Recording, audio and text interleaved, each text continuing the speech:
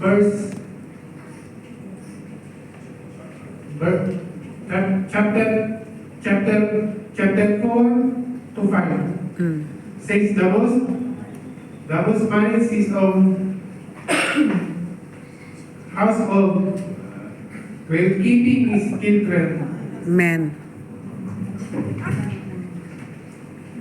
under control with all dignity, with keeping them respectful Hallelujah.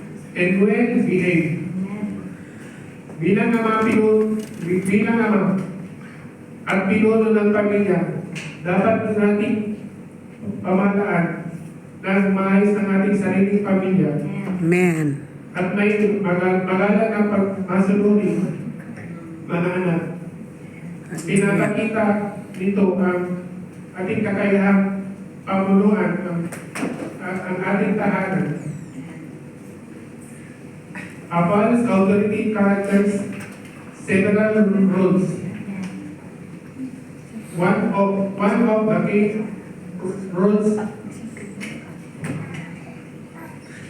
are the 6 P's fatherhood.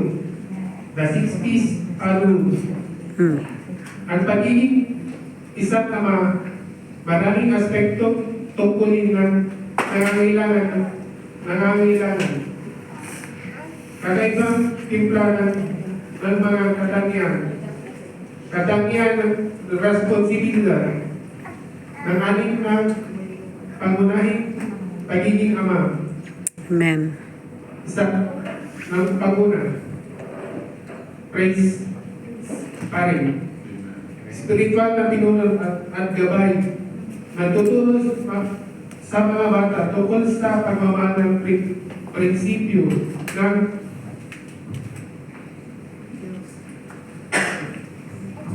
Diyos. Nagpapakita halimbawa ng panalangin at pagsamba. Sa Deuteronomio chapter 6 verse 7, manalangin ako sa lahat at ang mga salitang inuutos ko sa iyo ngayon, sa iyong puso, tinuturo mo ito, buong sikap sa iyong anak, sa salitain mo sila pagka ikaw nakaupo sa iyong bahay, pagka ikaw naglalakad sa daan, pagka ikaw nakahinga, pagka ikaw umangon. Pangalawa, pioneer, tagapanguna, gumagawa ng bagong landas at nagbibigay ng halimbawa at nagbabago at kamukha ng kalkuladong pangani, nagbibigay ng inspirasyon sa kanyang asawa at mga anak. Amen. Magiging tagapanguna, mas mabuting version sa kanilang sarili. Mga taga-Roma, chapter 12, verse 2. Banata ko sila ka, huwag kayong umayon sa takbo ng mundo ito, kundi magpag-usap kayo sa pamamagitan ng pagbabago sa iyong isip. Sa ngayon ay masusubukan at magsasakayunan ninyo kung ano ang kalooban ng Diyos sa kanyang mabuti, kaya at ganap ng kalooban.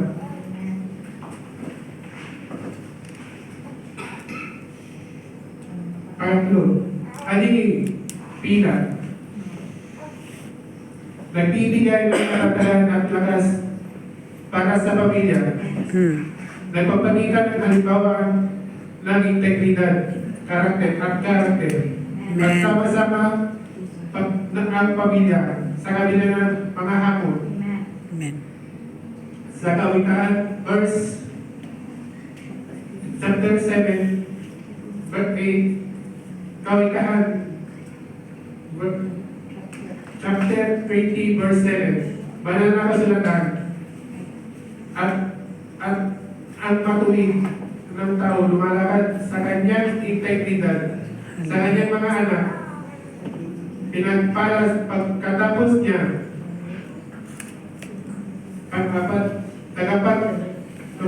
tagapaghanap ng landas, pathfinder, ginagabayan kanyang asawa at mga anak sa kanilang paglalakbay sa buhay. Nagbibigay ng direksyon at karunungan. Tinutulungan sila magkakda at magiging mga layunin. Banal na kasilatan. Magtitiwala ka, gawin ka. Chapter 3 verse 5 to 6.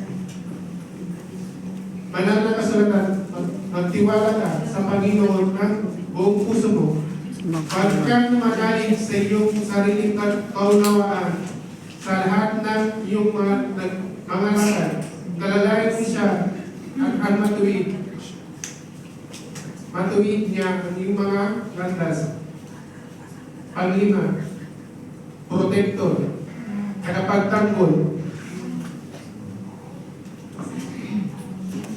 Iniingatan ang kanyang pamilya mula sa kapamakan. Amen. Nagbibigay ng pakiramdam ng seguridad at katatagan. Nagtataguin para sa mga nangangailangan ng kanilang mga anak. Amen. Mag-awit ng chapter 103 verse 30. Banal na kasulatan kung paano isang ama nagpapakita ng habag sa kanyang mga anak. Panginoon nagpapakita habag sa mga natatakot sa kanya. Pang-anim, provider, tagapagbigay. Tinutugunan ang mga pisikal at emosyonal na nangangailangan ng mga bata. Sumisikap maglaan para sa kanilang pamilya. Nagpapakita halimbawa ng responsibilidad tagapangasiwa. Banal na kasulatan. 1 Timothy chapter 5 verse 8. Banal na kasulatan, ngunit kung sino man hindi naglaan para sa kanyang mga anak, lalo na sa mga miyembro ng kanyang sambahayan, tumanggi siya sa pananampalataya at mas masama kaysa isang hindi pananampalataya. Ang anim na bahagi pagiging ama nito, hindi lubusan ngunit nagbibigay ang mga matitibay, pundasyon, unawaan ang kasalimutan at mga nagipala.